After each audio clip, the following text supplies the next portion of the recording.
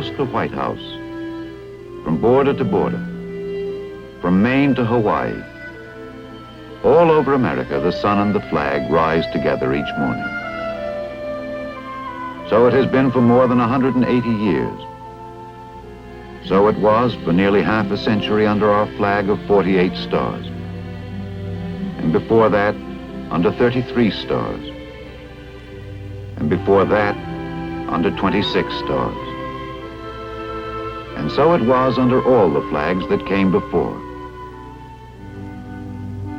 Old Glory was born in a changing world, and she wasn't our first flag either. There were many before the Stars and Stripes.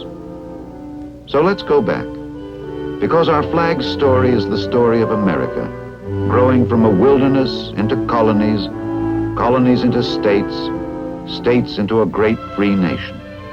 In the beginning, we were British subjects. We were adventurers, settlers, seekers of religious freedom, yes. But first of all, we were English under the cross of St. George. The year was 1607. 3 ships of Captain Christopher Newport dropped anchor in Chesapeake Bay.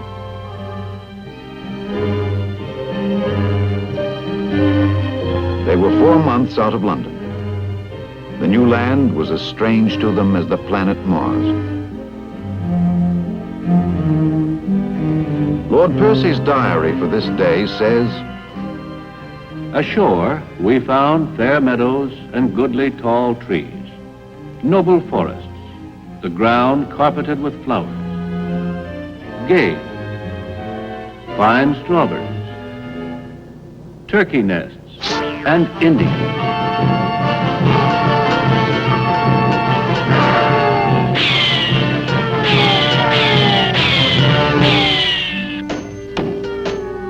Thus began the settlement of Jamestown in the colony of Virginia.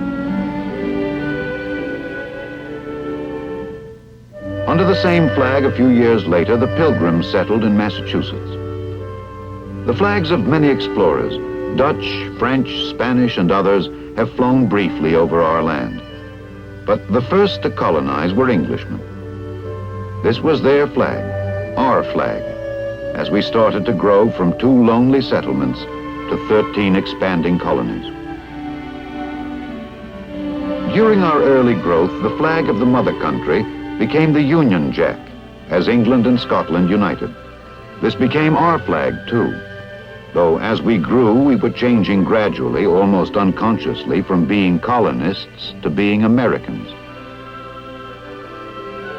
The year is now 1773, and all is not well in the King's American dominions. A new flag appears in Massachusetts. There is talk of liberty, but the King still has his royal laws, his royal governors, and royal taxes. It is the tax on imported English tea that hurts the most. And so one night in Boston, Samuel Adams led some friends to a tea party dressed as Indians.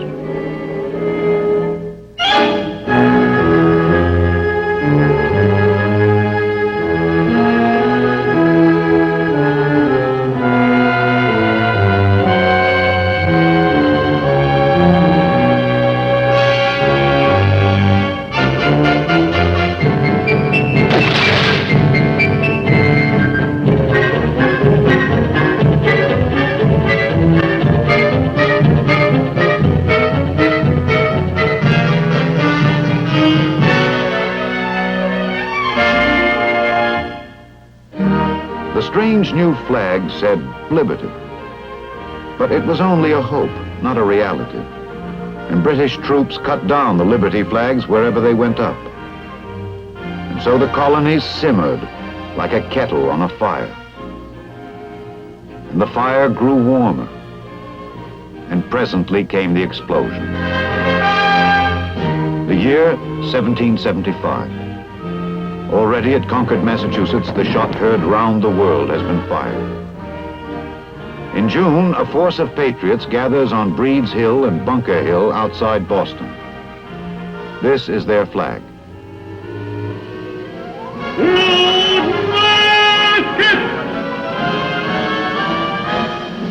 Don't fire! see the whites of their eyes. Fire!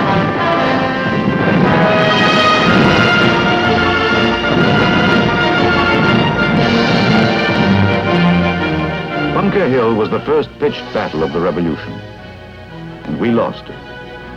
But the British paid a murderous price. They knew now for the first time that it would be a fight to the finish.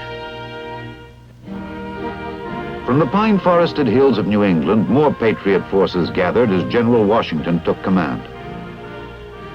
Aptly enough, the pine tree flag was flown by many of them, distinguishing New Englanders from troops of other colonies.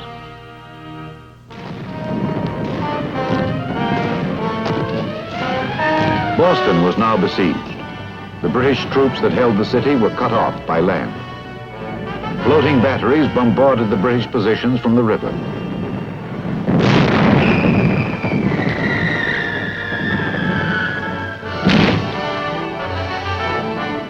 Along the coasts, armed privateers fought running battles with British men of war.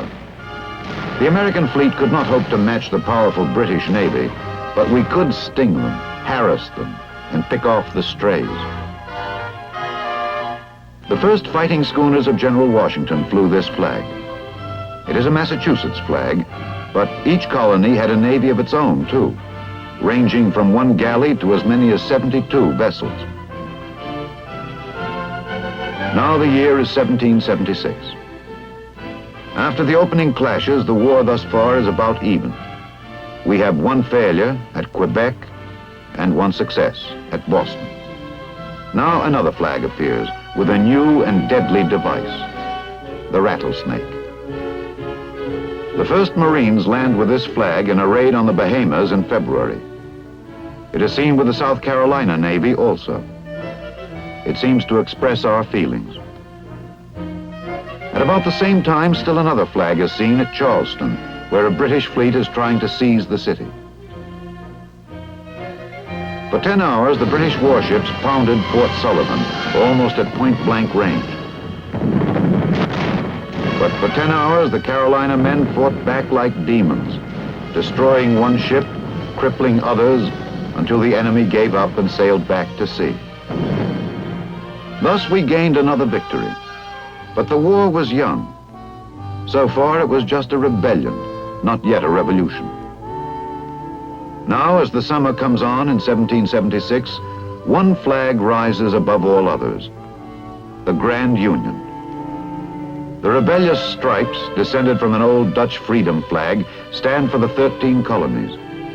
The British Union Jack in the corner shows we have not yet broken away from the empire. But a great decision is approaching. The orators, the firebrands, like Patrick Henry and Tom Paine, have been heard. The committees of correspondence and the Sons of Liberty have done their work. The word independence is heard more and more. The idea of independence spreads and grows. Now it is the time of the Continental Congress meeting in Philadelphia. The time of John Hancock, John Adams, old Ben Franklin, and young Tom Jefferson. The tree of liberty must be refreshed from time to time with the blood of patriots and tyrants. We must hang together, or most assuredly, we shall all hang separately. There is but one course, a union, a confederation of 13 states, independent of parliament, of ministers, and of kings.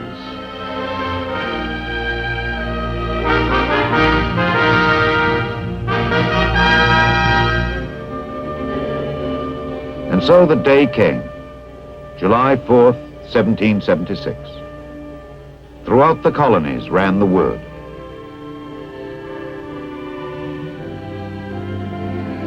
Hear ye a declaration by the Continental Congress, when in the course of human events it becomes necessary for one people to dissolve the political bands which have connected them with another.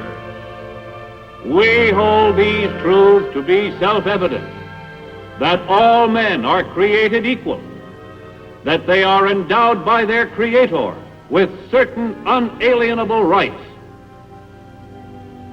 The history of the present King of Great Britain is a history of repeated injuries and usurpations, all having in direct object the establishment of an absolute tyranny over these states. Thus, in the midst of a war which the king might easily win, the colonists denounced that king as a tyrant and proclaimed independence throughout the land. No sooner had we declared independence than General Howe struck at New York with a big fleet and an even bigger army. Beaten on Long Island, we retreated to Manhattan.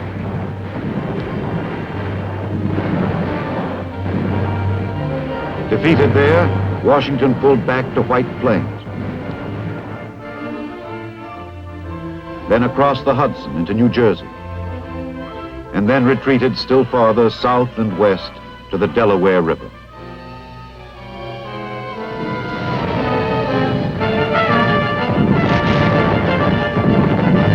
On Lake Champlain, meanwhile, a fleet of our homemade ships was sunk by British guns. Then, just after Christmas, 1776, Washington surprised the British at Trenton and Princeton and beat them decisively. The war was a long way from being over. No, the war was not over, but we have arrived at a dividing line in history. Having separated from the Crown, having finished with the Empire, the flag of the United Colonies must become the flag of the United States. It is June 1777. The Congress of the United States enacts a resolution. That the flag of the 13 United States be 13 stripes, alternately red and white.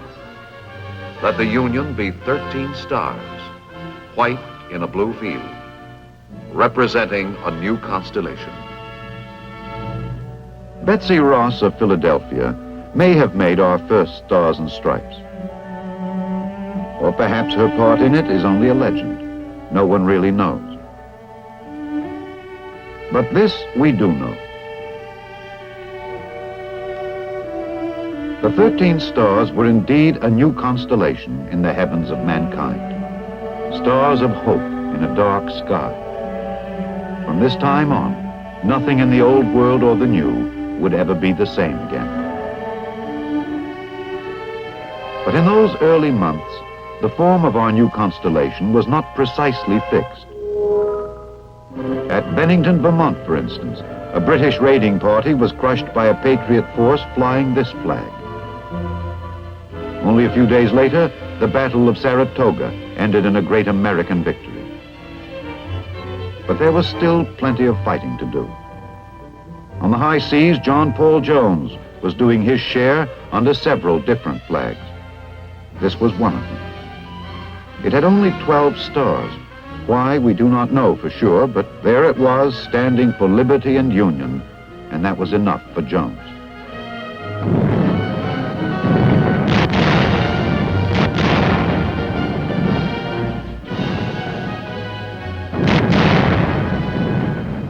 Charge your cause, Yankee!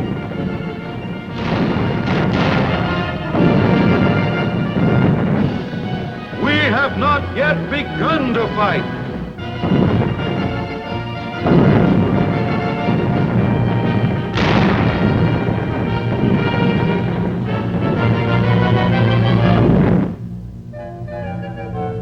On land in 1779, 80, and 81, the war flickered across the Carolinas. An American general said, We fight, get beat, rise and fight again. We lost at Camden and won at Kings Mountain. We won at Cowpens and lost at Guilford Courthouse. But win or lose, the British were paying dearly. This was our flag at Guilford. The stripes were blue and red. The stars had 8 points instead of 5, and they were blue on a white field instead of the other way round. Everything about the flag was wrong, except for one thing. It stood for the 13 United States. and that was all that mattered. The summer came on in 1781, and Cornwallis took his British army to the Virginia coast to contact the British fleet.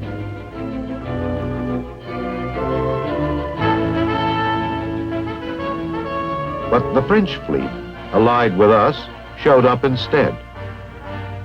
Blocked by sea, the British sought to break out of the trap by land.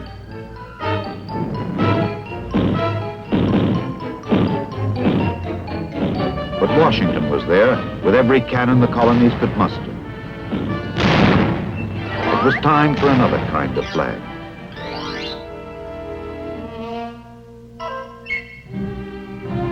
October 19th, 1781, Yorktown, Virginia. 7,247 British troops surrendered. The impossible thing had happened. The impossible dream had come true. It was 6.5 years from the first shot at Concord to the last at Yorktown. Against the greatest nation on earth, we had won the unalienable right to be free.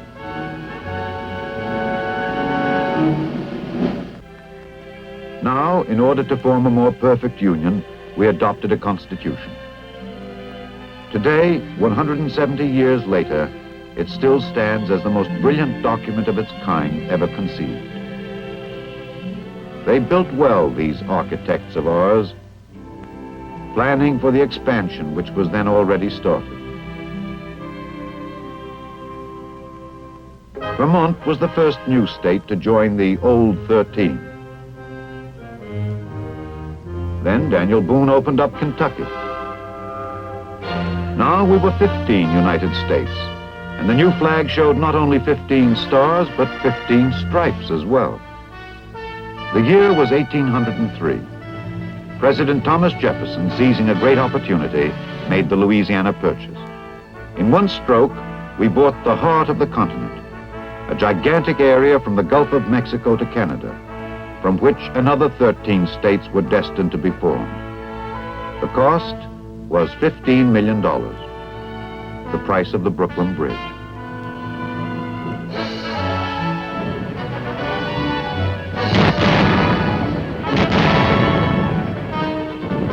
In 1812, we found ourselves again at war with Britain, this time over freedom of the seas.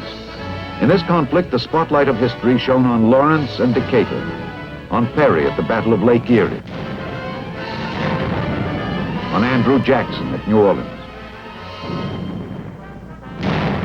And there was another man who saw the bombardment of Fort McHenry, saw dawn break over its battlements, and caught the moment in deathless music. Francis Scott Key.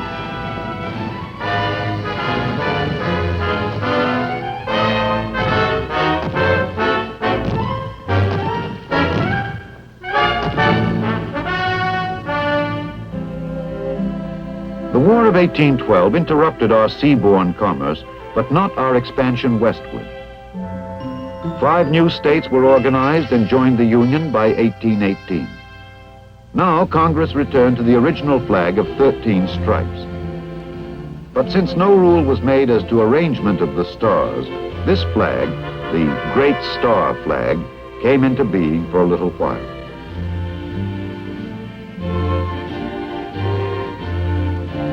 Most flag makers were content, however, to place the 20 stars in straight rows.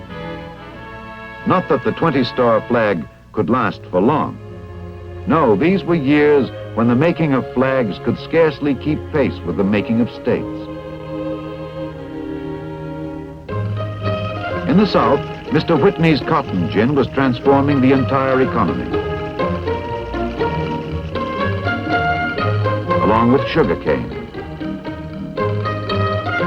and tobacco.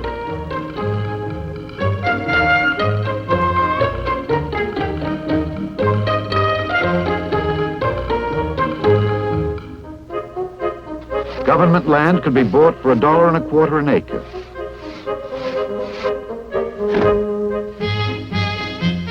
And if you didn't like it in Indiana or wherever you were, you could go out west to Illinois or on on into Indian country.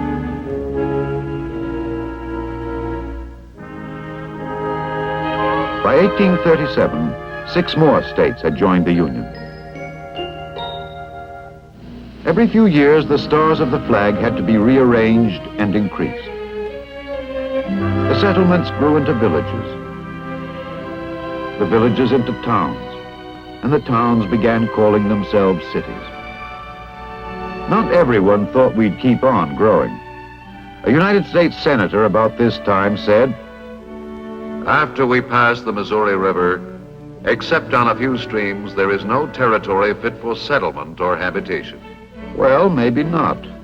But if he'd spoken in independence, his words would have been lost in the clouds of dust raised by the westbound wagon trains, heading out over the Santa Fe Trail and the Spanish Trail,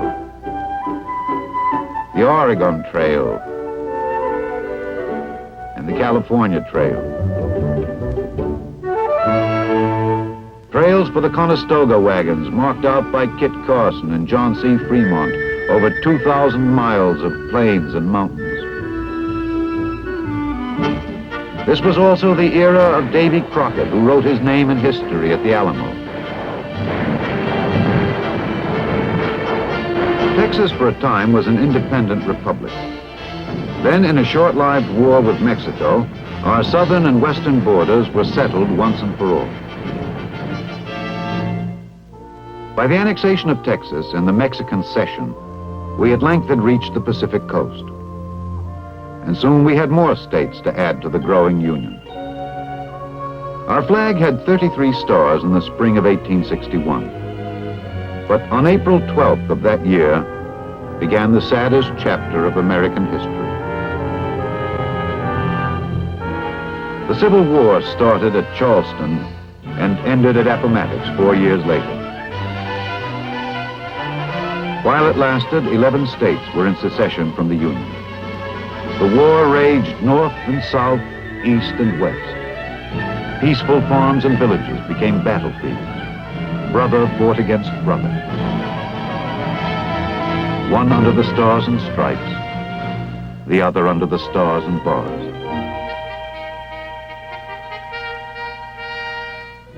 This battle flag was also carried by Confederate forces throughout the war.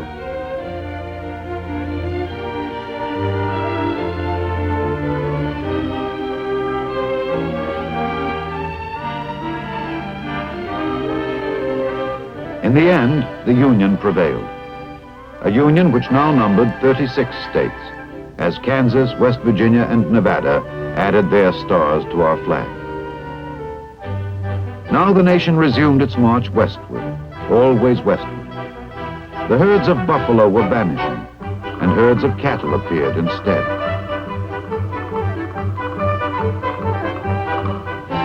The railroad from the east joined the railroad from the west in what is now Utah. And in Philadelphia, there was a great centennial exposition. 100 years had passed since our Declaration of Independence.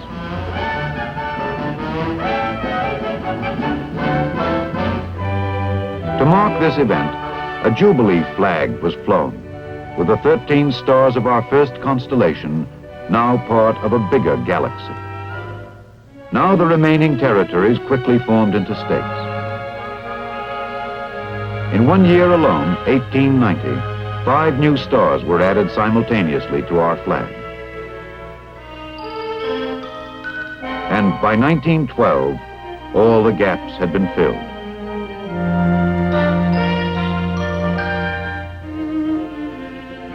It was thought at one time that Texas should be 5 states, California 2 states, and the Dakotas 1 state. But when the arguments were over, we added up to 48. And there we stayed for nearly half a century, until Alaska and Hawaii made us an even 50. And so here is our flag of today. Our field of stars has now grown great, and in the 13 stripes there lives and shall always live the symbol of the 13 rebellious colonies who struck the first great blow for freedom. We began with the cross of St. George, a mere 3½ centuries ago. A short span indeed in the long history of mankind. But what we did in that time, with our great proposition of freedom, has altered history and lifted the hearts of men. For ours is a flag not of conquest, but liberation. Not of oppression, but justice. Not of domination, but dignity. To all men, in all lands and times, these are the colors of liberty.